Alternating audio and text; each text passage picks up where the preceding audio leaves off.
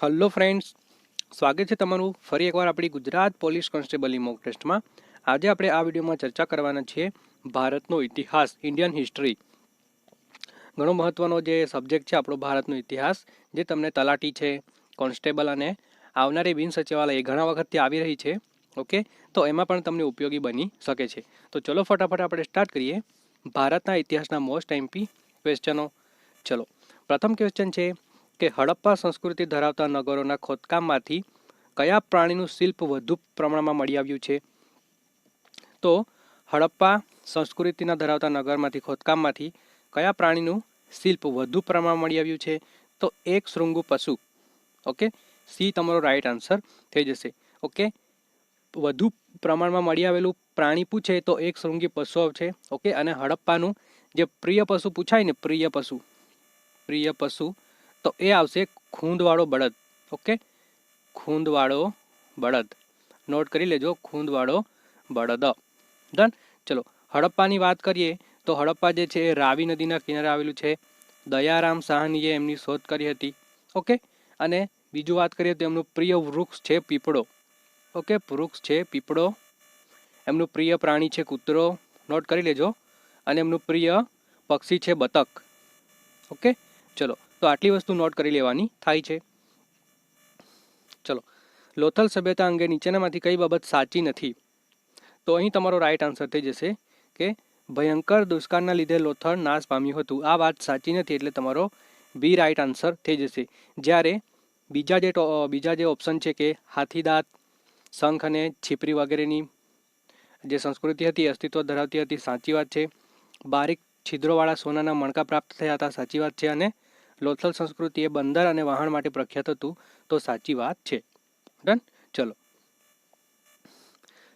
સિંધુ સંસ્કૃતિના શહેરમાં કયું શહેર પાણીની વ્યવસ્થા માટે જાણીતું હતું? ઓકે, તો એ હતું આપણું લોથલ. સી તમારો રાઈટ આન્સર થઈ જશે. ડન. ચલો, સિંધુ ખીણની સંસ્કૃતિના અવશેષો મળી આવ્યા તે સ્થળે મોહેન્જો-દડો ક્યાં આવેલું છે? એટલે કે સિમ્પલ ક્વેશ્ચન છે કે મોહેન્જો-દડો જે છે એ ક્યાં આવેલું છે એવું તમને પૂછવામાં આવ્યું છે. તો મોહેન્જો-દડો છે એ હાલ પાકિસ્તાનમાં આવેલું છે. બી તમારો રાઈટ આન્સર થઈ જશે. ઓકે, એ આવેલું છે પાકિસ્તાનના લારખાના જિલ્લામાં આવેલું છે. ડન, નોટ કરી લો, લારખાના જિલ્લામાં આવેલું છે. અને નદી પૂછાય તો નદી આવશે સિંધુ નદી. ઓકે, મોહેન્જો-દડો કઈ નદીના કિનારે આવેલું છે? તો સિંધુ નદીના કિનારે આવેલું છે. ડન છે. ચલો, સિંધુ સંસ્કૃતિના પ્રાપ્ત થયેલા લખાણો કઈ લિપિમાં છે? તો મોસ્ટ એમપી છે કે સિંધુ સંસ્કૃતિના જે લખાણો પ્રાપ્ત થયા છે કઈ લિપિમાં છે? તો હજુ સુધી ઉકેલાયા નથી. ઓકે, હજુ સુધી એમના જે લખાણો છે એ ઉકેલાયા નથી. અને એની જે લિપિ છે ને એ લિપિ છે સર્પાકાર. ઓકે, એમની જે લિપિ છે ને સિંધુ લિપિ ગણાય. એમ તો સિંધુ લિપિ એમના ઘણા બધા નામ છે. સિંધુ લિપિ ગણાય, પછી જોડે જોડે એમનું બીજું નામ છે સર્પાકાર. ઓકે, સર્પાકાર છે. પછી ટેક્સ્ટ બુકમાં શું આપેલું છે? બ્રુસ્ટોફેડોલ. લખી લેજો, બ્રુસ્ટોફેડોલ. ઓકે, આ ટાઈપની એમની લખાણ છે. ઓકે, એટલે સાપ જેવી છે એથી એમને સર્પાકાર લખાણ કહીએ છીએ. ચલો, સિંધુ ખીણની સંસ્કૃતિના લોકો કઈ ધાતુનો પરિચય ન હતો? તો એ લોખંડથી પરિચિત ન હતા. એ તમારો રાઈટ આન્સર થઈ જશે કે સિંધુ ખીણની જે સંસ્કૃતિના લોકો છે એ લોખંડથી અપરિચિત હતા. ઓકે, અને જોડે જોડે લખી લો કે એ લોકો સુતરાવ કાપડથી પરિચિત હતા. અને રાઈ, ઓકે, રાઈ છે, શેરડી છે, એ બધી જે વસ્તુ છે એમથી એ પરિચિત હતા. અને એમના અગત્યનો પાક હોય ને, અગત્યનો પાક, સિંધુ લોકોનો જે અગત્યનો પાક હોય તો એ છે કપાસ. ઓકે, નોટ કરી લો, કપાસ છે. ચલો, તો આગળ વધીશું આપણે. ચલો, તો 7મા નંબરનો ક્વેશ્ચન છે કે કયા યુગમાં સ્ત્રીઓ સૌથી વધુ સ્વતંત્રતા ભોગવતી હતી? ઓકે, તો રાઈટ આન્સર થઈ જશે તમારો વૈદિક યુગ. ઓકે, વૈદિક યુગમાં બે ભાગ પડે છે. એક ભાગ પડે છે ઋગ્વૈદિક કાળ. ઓકે, ઋગ્વૈદિક કાળ. અને બીજો ભાગ પડે છે ઉત્તર વૈદિક કાળ.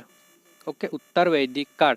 હવે જે લોખંડની જે શોધ થઈ હતી ને તે ઉત્તર વૈદિક કાળમાં થઈ હતી. ઓકે, ઈસવીસન પૂર્વે 1000ની આસપાસ લોખંડની શોધ થઈ હતી. એટલે લોખંડની શોધ પૂછાય તો તમારે ઉત્તર વૈદિક કાળ લખવાનું છે. ડન છે. ચલો, અહીં ક્વેશ્ચન હતો કે સૌથી જે સ્ત્રીઓ હતી એ સૌથી વધુ સ્વતંત્રતા ભોગવતી હતી તે કયો યુગ હતો? તો વૈદિક યુગ હતો. ડન છે. ચલો,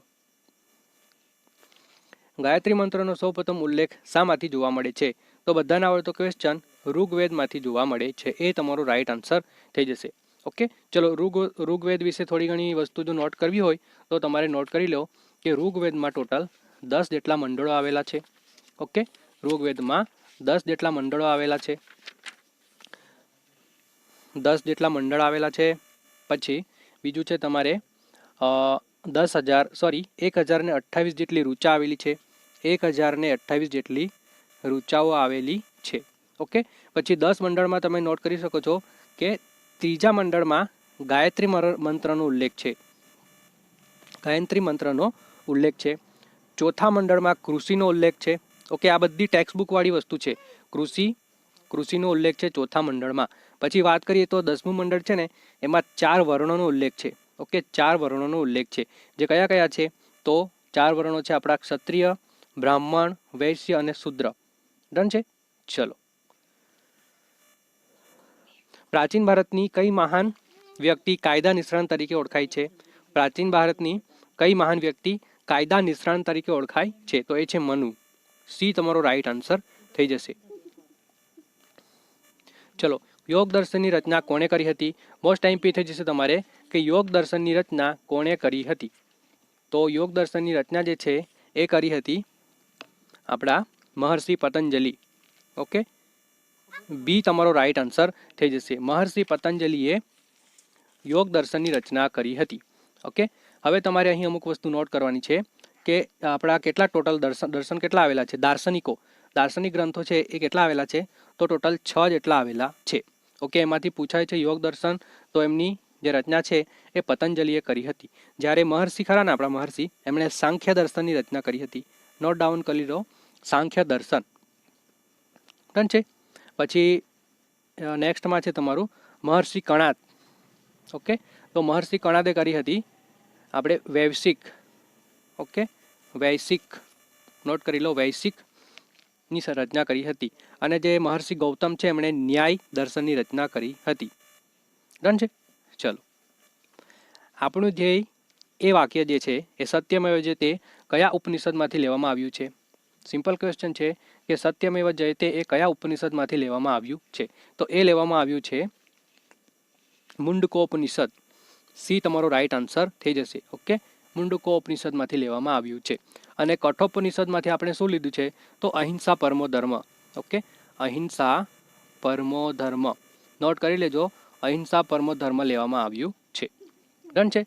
ચલો, સૌથી મોટો જે ઉપનિષદ છે ને તૈત્તરીય છે, અને સૌથી મોટો છે એ બૃહદારણ્ય ઉપનિષદ છે, અને સૌથી નાનો છે ને તો તૈત્તરીય ઉપનિષદ છે. સૌથી મોટો છે નોટ કરી લો, સૌથી મોટો છે બૃહદારણ્ય. ઓકે, બૃહદારણ્ય લખી લેજો તમે, બૃહદારણ્ય.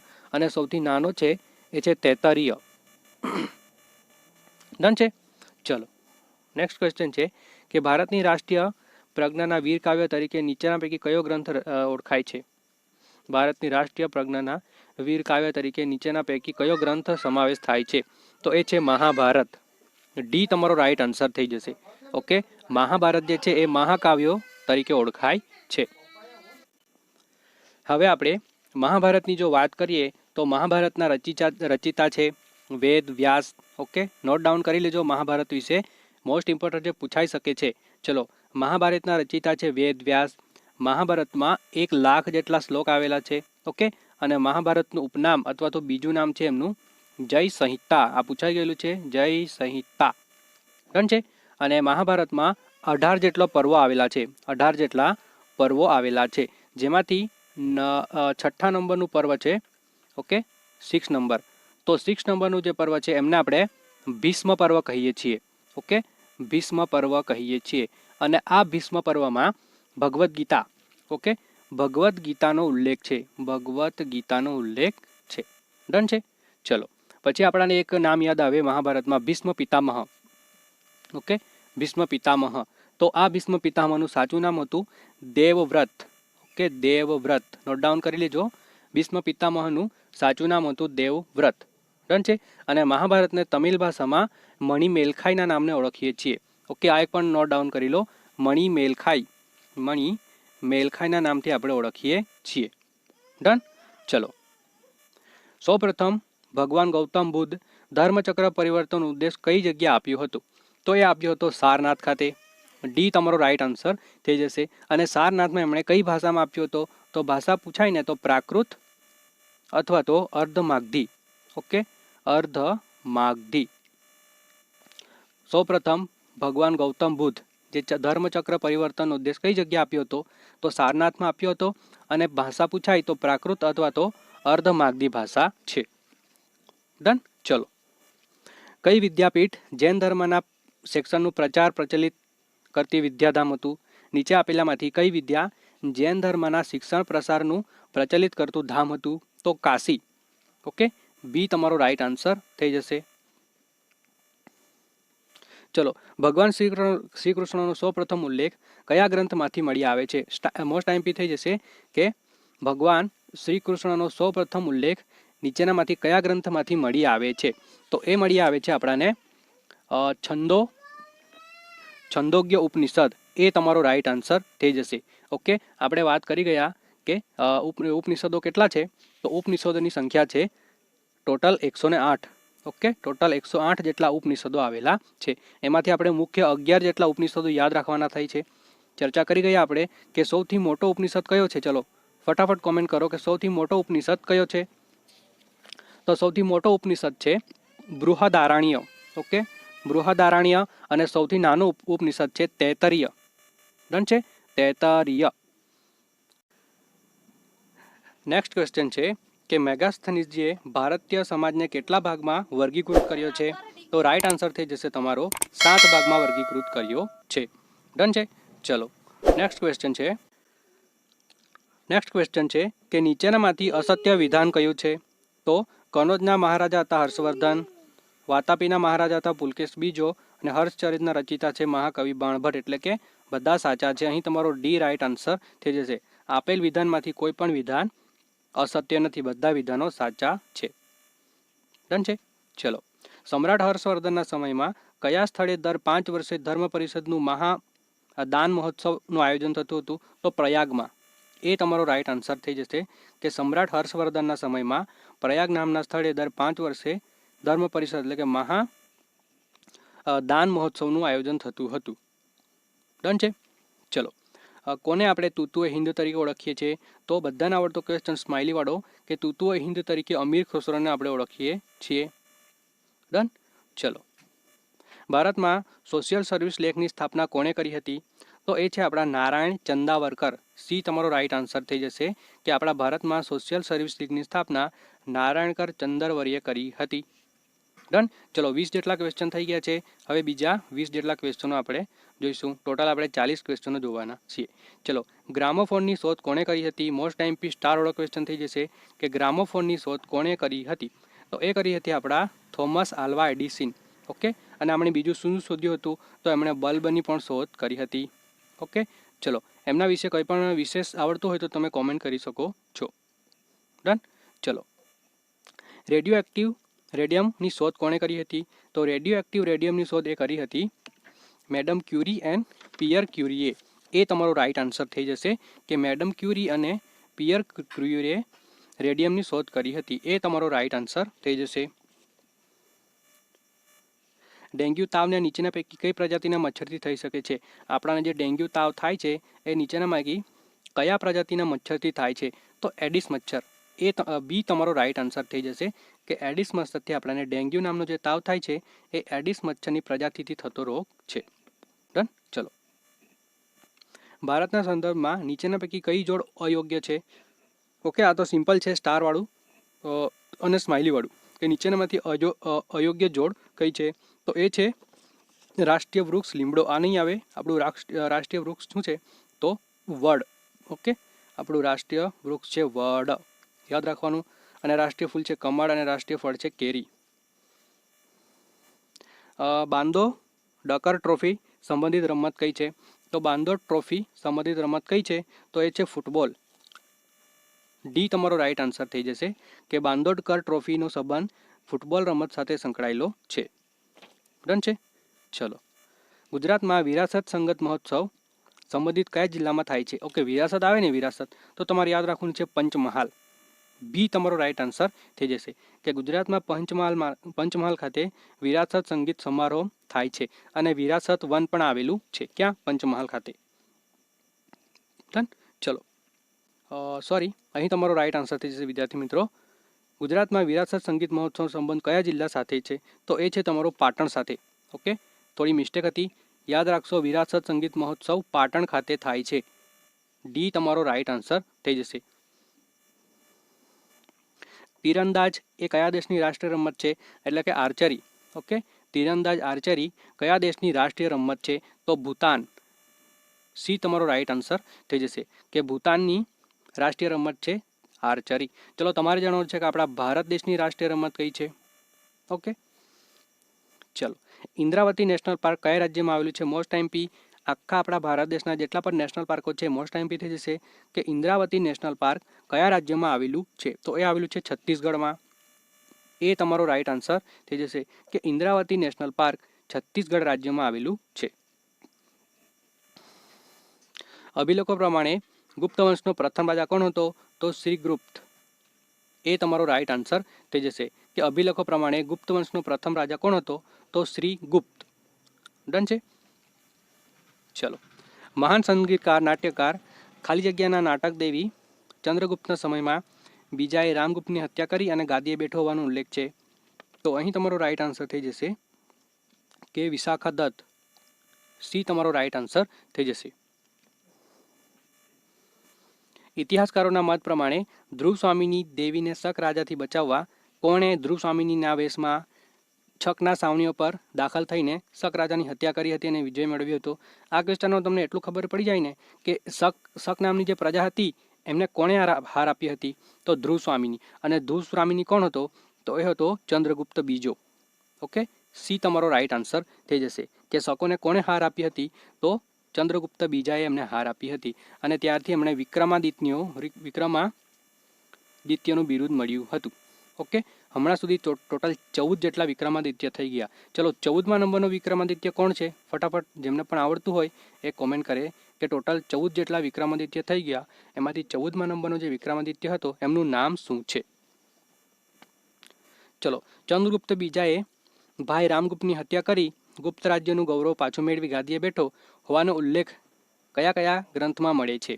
તો એ મળે છે આપણાને કાવ્યમીમાંસા અને હર્ષચરિતમમાં. એ તમારો રાઈટ આન્સર થઈ જશે કે ચંદ્રગુપ્ત બીજાએ એમનો ભાઈ હતો રામગુપ્ત, એમની હત્યા કરીને રાજ્યનું ગૌરવ પાછું મેળવીને ગાદીએ બેઠો હતો. તો એ જે વાત છે એ કાવ્યમીમાંસા અને હર્ષચરિત્રમમાં મળે છે. ડન.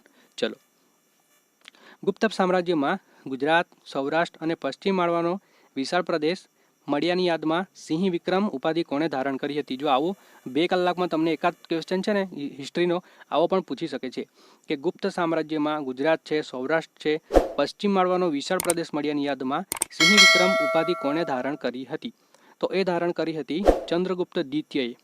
ઓકે, રાઈટ આન્સર થઈ જશે ડી, ચંદ્રગુપ્ત દ્વિતીયએ ધારણ કરી હતી.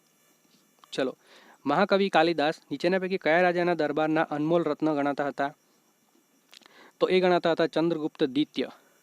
સી તમારો રાઈટ આન્સર થઈ જશે કે મહાન કવિ કાલિદાસ જે છે એ ચંદ્રગુપ્ત દ્વિતીયના દરબારના અનમોલ રત્ન ગણાતા હતા. ભિલસા અભિલેખની માહિતી પ્રમાણે ચંદ્રગુપ્ત બીજાનું ઉત્તરાધિકારી તરીકે નીચેના પૈકી કોણ બન્યો હતો? તો એ બન્યો હતો કુમારગુપ્ત. ઓકે, કુમારગુપ્ત જે છે એ ચંદ્રગુપ્ત બીજાનો ઉત્તરાધિકારી બન્યો હતો. તો બી તમારો સાચો જવાબ થઈ જશે. ચલો, ગુપ્ત સામ્રાજ્યના કુમારગુપ્ત પ્રથમના સમયમાં જ વાવ્ય સરહદો પર ખાલી જગ્યા લોકોના આક્રમણનો ભય ઊભો થયો હતો. તો હુણોનો. ઓકે, તમને ક્વેશ્ચન પૂછાય કે હુણો જે છે એમનું આક્રમણ કોના સમયમાં થયો હતો અથવા તો કોના સમયમાં એમનો ભય સતાવતો હતો? તો કુમારગુપ્ત. ડન છે. બી તમારો રાઈટ આન્સર થઈ જશે.